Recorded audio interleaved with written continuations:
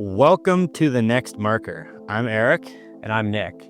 And this is the podcast where we document building RentalTide in real time. The decisions, the wins, the mistakes, and the uncomfortable moments that come along with growing a business from the ground up. All right, so episode 2, Nick. Yeah, I want to say, first of all, thank you to everyone who watched. We were blown away. We don't have a ton of statistics on the Spotify side, but I know on TikTok and social media, we got over 6,000 views of some of the clips, which is way more than I think either of us expected. Yeah, no, I agree. It's very surprising. Yeah, and I think it adds a bit to the uncomfortableness right now, but because there's definitely some people watching, but that's okay. That's why we're here. Well, and we got feedback from family and friends, and I think, Nick, we have to back up a little bit. Yeah, I think that's the number one thing we got was take that step back, and they want to get to know us before the whole RentalTide side and get a bit more information on some of the businesses and some of the things we did before RentalTide, before we really jump into the weeds. Yeah. All right, so to kick it off, if someone stumbles on this episode cold, what are we actually building here? It's a great question. When we started, we were looking for something to disrupt the marine space. So when we started this journey, the first marker, if you would, we were strictly a booking platform.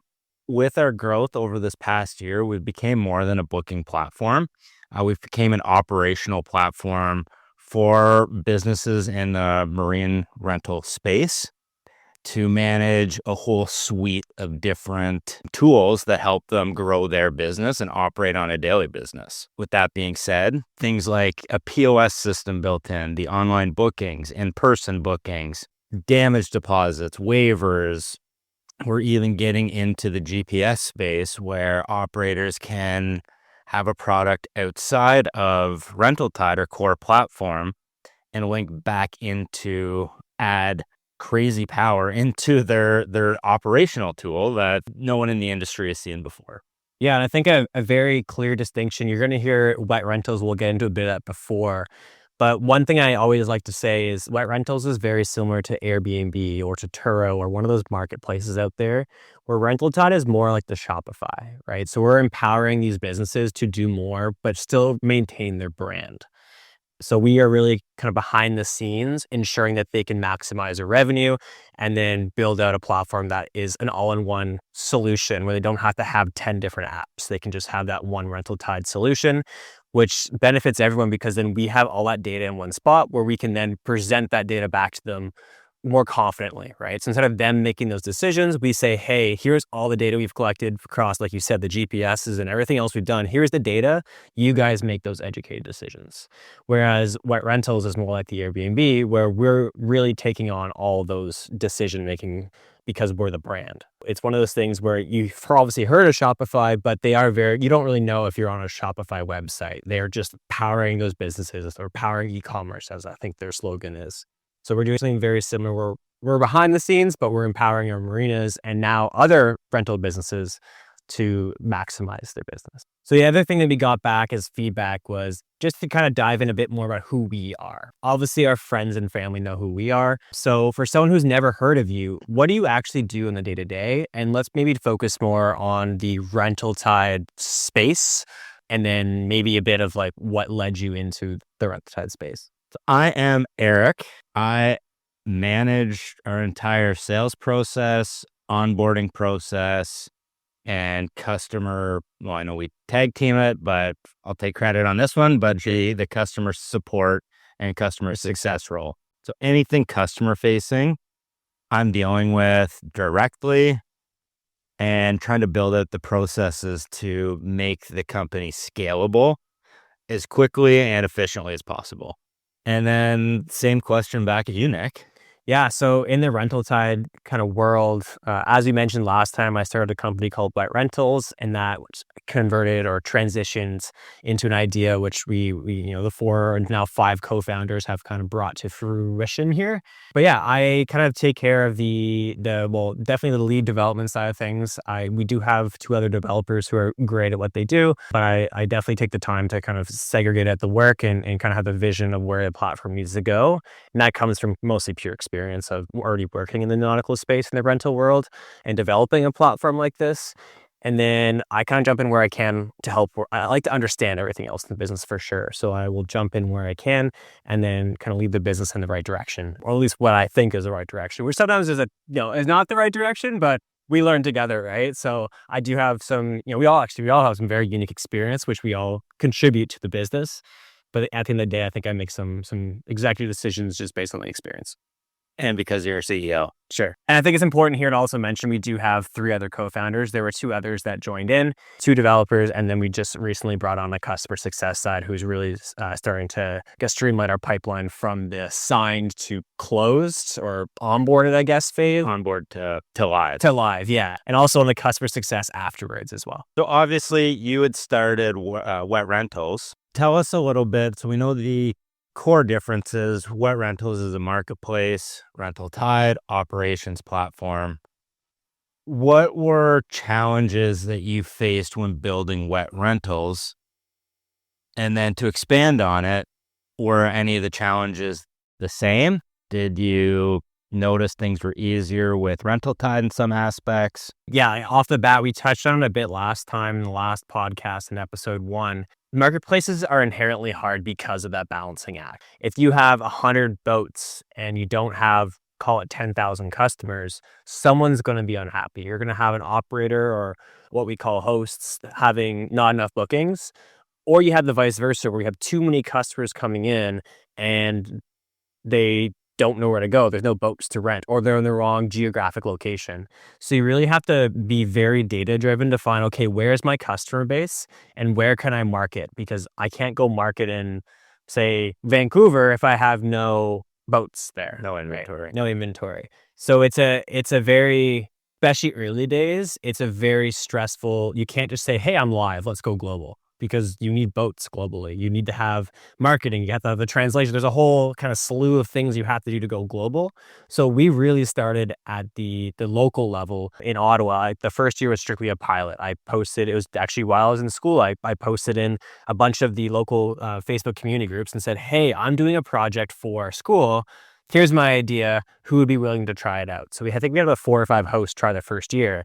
And then, we took that feedback invaluable because like I said last time, I'm a true believer you have one shot. And I didn't want to go say, hey, I'm all in Ontario and then have a bunch of boats sign up and then they do nothing or have the exact opposite. I always thought I would have the opposite problem of not having enough boats, but it turns out we actually have, at least currently, we have the other problem where we have too many boats and not enough customers, which is an easier problem to solve because you just market. Right. You say, hey, I have boat rentals, and marketing boats is inherently easy, right? For rentals, at least, because you say, hey, Miami boat rentals. If someone's going to search that in Google, you're going to charge. You're not convincing someone to rent a boat. They're already looking. You just got to convince them to come to your site instead of someone else's. And in the direct area that they're looking, you have an excess of inventory and not enough customers, just adjust the market spend in that area and the problem corrects.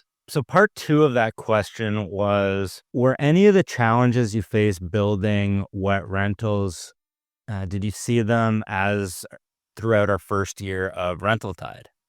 Yeah, I think we ran into more unique problems on the RentalTide side, and I was very much expecting similar issues because we very much took the technology from Wet Rentals and brought it over to RentalTide. That part was pretty seamless. And then RentalTide had the whole other kind of, we had to take a step back and say, okay, we're just going to present data to the operator and we're not going to make these executive decisions. On the Wet Rental side, it was very much okay, this person's banned, we're not going to rent to them, or this person is high risk, it's not worth it for us, because that falls back onto us. It falls back onto our insurance policy. And, we have to make these decisions, right? At the end of the day, they're renting from Wet Rentals and not from XYZ Marina.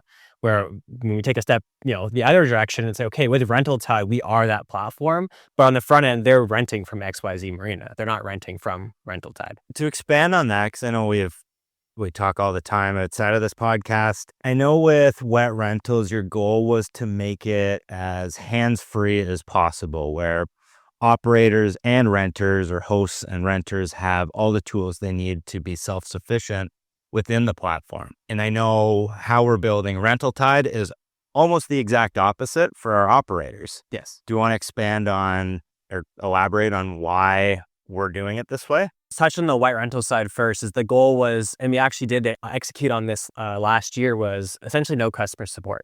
Is get to a point where we don't need customer support. So empower our hosts to be able to solve those problems. Because I'd say about 90% of the issues that would come through was just us relaying a message to the host. So like, hey, is this person available? Or I need to reschedule. We really spend some time and we enable their hosts to make those decisions on their own, or have the tools to be able to do that. And that goes as far as, hey, like when someone's renting, they use some gas. The host would have to come to us for us to bill the gas. So we built a tool saying, hey, take a picture or receipt. We're going to validate that and we'll bill it. Pretty straightforward. If there's any dispute, yeah, then they can come to us. On the RentalTide side, it's the kind of the exact opposite, where we are presenting this data to the operator, but then still giving them the tools to solve the problem. It's just in their hands to do it. Well, I know with RentalTide, we're not talking to their customers ever. When you have a host who's maybe never rented out an asset, they will have questions and things like that, or they'll have policies but not clearly laid out in their terms, and they don't have their own website, and they don't, or a storefront, or however they're operating, they're renting out their assets. Whereas the operators we deal with are established businesses. And so they have they have a customer base, they have recurring customers, they have new customers, they've dealt with all this hundreds or thousands of times before. So they know exactly what to do with their customers. And I think when we did get a lot of feedback on this, we're very hands-on with our support. When people need help, when our customers need help, they want to talk to a person. This was the number one thing in this past year that we've either been praised for once they are coming on board with us, or B, it's one of the number one questions I get during the sales process is, what is your customer support like? What happens once they sign on the dotted line? Are you just going to go bugger off and then you talk to an AI agent? Because a lot of our competitors do that. Not just competitors, but I think a lot of companies now see AI as a way to cut costs, a way to take less phone calls, a way to use less labor. And yes, there is instances where it makes sense, but I think where we're going with this, the new business, is we have to be all in on our support, and we have to give people support when they need it and their preferred method of support. Some people do chat in, and we're happy to chat back or email back with them. But majority, they'll call or they'll text us, and they want to talk to a person because they're busy. They're out on the water. They're dealing with customers. They're taking deliveries. They have a few minutes to try to solve some problems or implement a new feature on RentalTide. And it's not inherently easy for everyone. I know the younger audience definitely can probably figure it out, but oftentimes we're not dealing with people that admittedly so who are not tech savvy. And that's okay. We understand that's our customer, and we have to put these processes and policies in place and tailor to our customer. We don't care what other companies are doing. If other companies are going to lose business because they're doing something a different way, we're going to take note of that. Yeah. So we know what not to do. Yeah, I think we've learned a very strong lesson about that. And we've also tailored our development to that customer base. And that's definitely a story for another podcast episode. But there's definitely some instances where we've gone back, kind of rethunk our entire platform of how do we make this easier for that customer base, and for the customer base who's moving on from pen and paper to it's a baby step. They want that one step to be online, but not ready for the full suite of improving their business. So that leads me to the next question: who is RentalTide not for?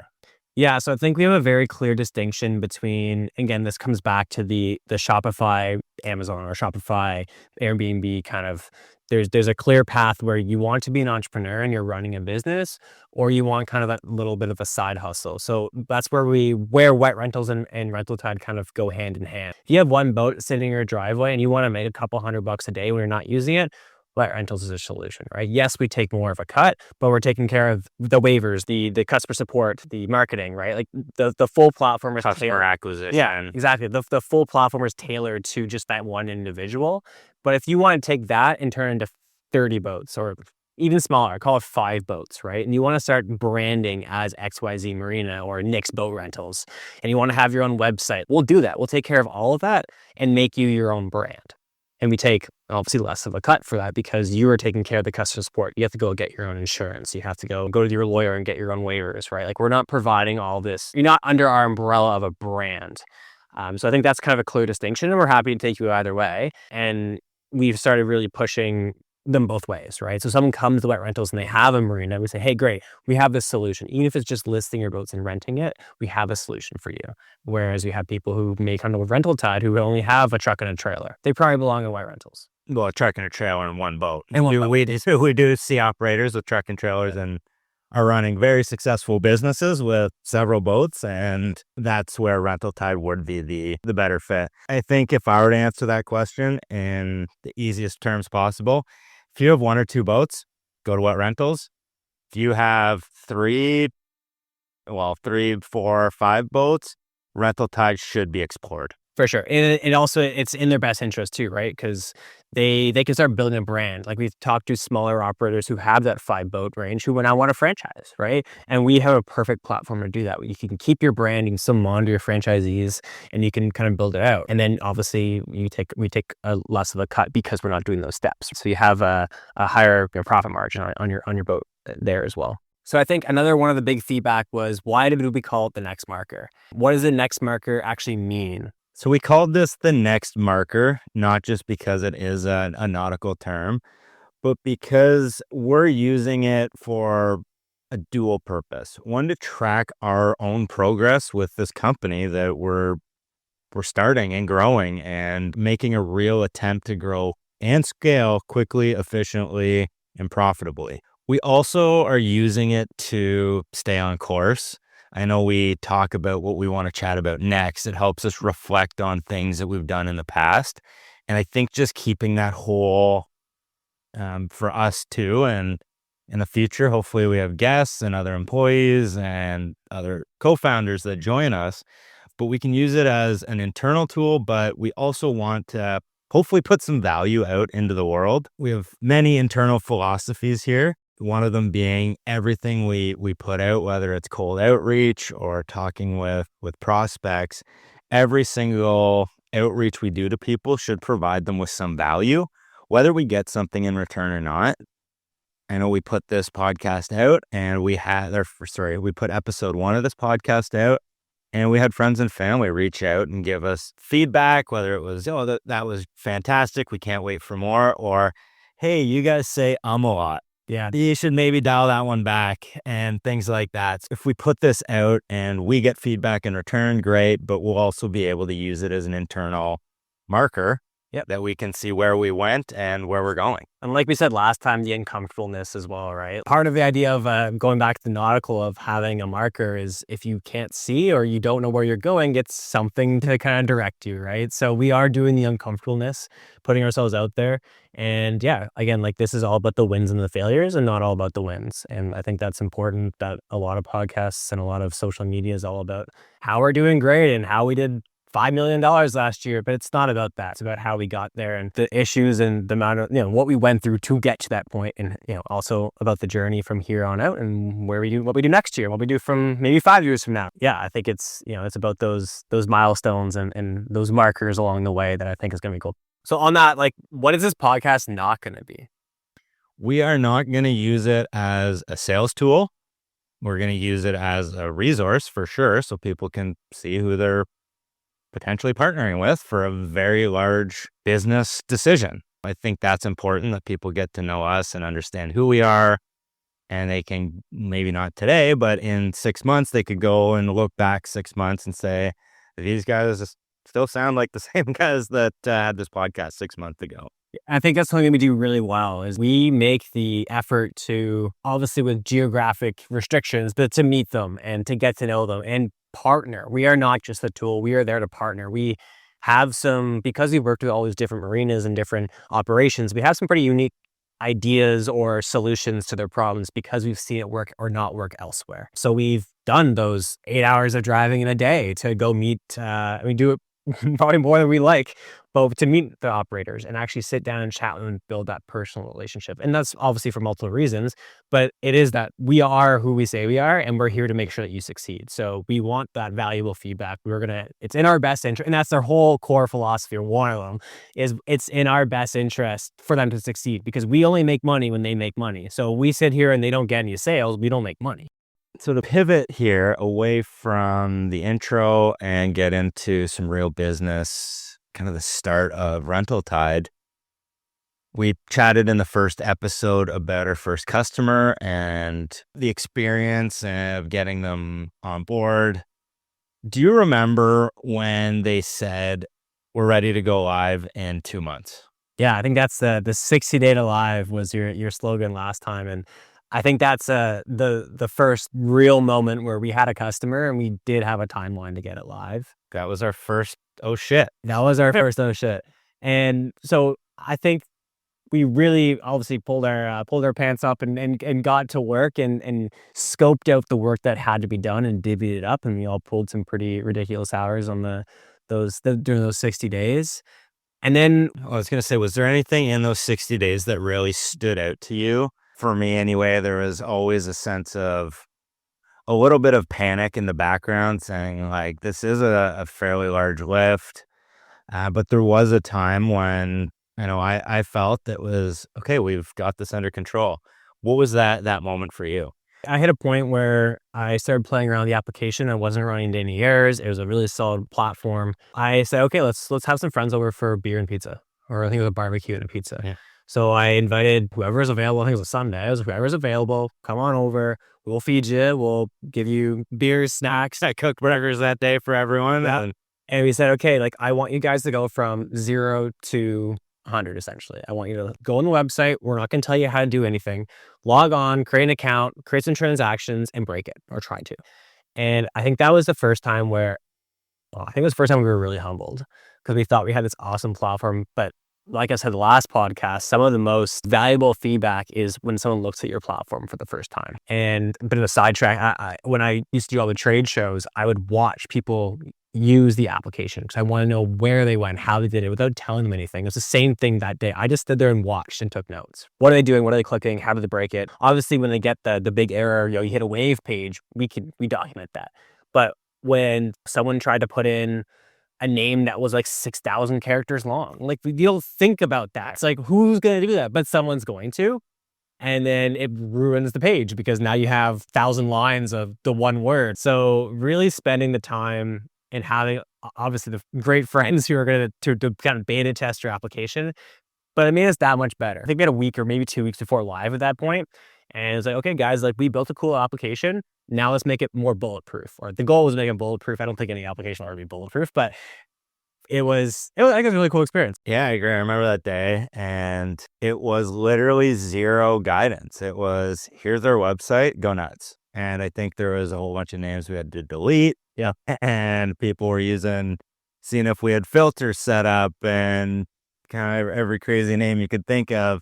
But then you'd get someone saying, why does this look so stupid? And people were just yelling out different things. And it was like, it doesn't look stupid, but we look at it and it did. It did look dumb. And I think we talked about it before. I guess team, we sat down and said, we're going to get some really honest feedback. We can't take it personally. Yeah. Because we were so, it was their baby. Well, we were feeding very good friends of ours some beer and a couple of drinks, and they definitely did not hold back. No, and it's funny because we were in a round table too, so I was literally walking around the table and just getting like, to me, it felt like I was getting insulted. Like every time I moved, it was like, oh, this looks stupid or that doesn't work.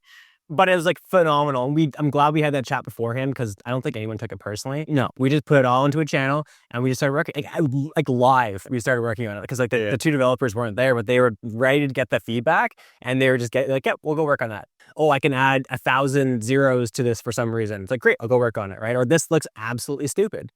We'll go work on it. Back to the kind of core philosophy, we didn't care as much about how it looked as long as it was functional. So some of the like, this looks dumb, we just added to an issue and we eventually got to it. But our core, what we wanted to get done was the core platform. And I think we still accomplished that. All right. So I think we should probably wrap up episode number 2. I know for me anyway, this was definitely less awkward. Yeah. A little bit more comfortable behind the cameras. We've got new lights. Yep. What should we unpack next episode? So I think the one thing we definitely took in was the feedback. We are looking for feedback. We had something else planned for this episode, but then we heard the feedback. You wanted to hear more about the early stages, a bit more about us and our roles. So if you have more feedback, we'll definitely tailor some of the next episodes to that. But we want to focus on when we actually went live with with our big customer and some of the challenges we ran into customizing, or we essentially built a platform for that one customer. And now we have to onboard more who may not have the same flow. And we had hard coded their flow. So, and again, we had the knowledge that we'd have to change it eventually, but we were on 60 days to live. We were so dead set of getting them live that we may have not taken the right steps to keep it open for other industries and other business, like a truck and trailer or a non-marina. So the devs cut corners. Yes, That's what you're telling me, and I did not know about this. Okay, great. I'm excited to hear about it. So before we go, our posting schedule, we're aiming to post once a week every Sunday. Expect it every Sunday on Spotify, on our website. You can click the podcast link at the top, as well as our socials will be posting it as clips of it that you can probably find a link to. Yeah. And like I said, definitely keep the feedback coming. Leave it in the comments, send us an email, call us. Doesn't really matter. We love to hear it and kind of tailor our podcast to what people want. And obviously, we want to become less uncomfortable. So thank you for listening. This is The Next Marker.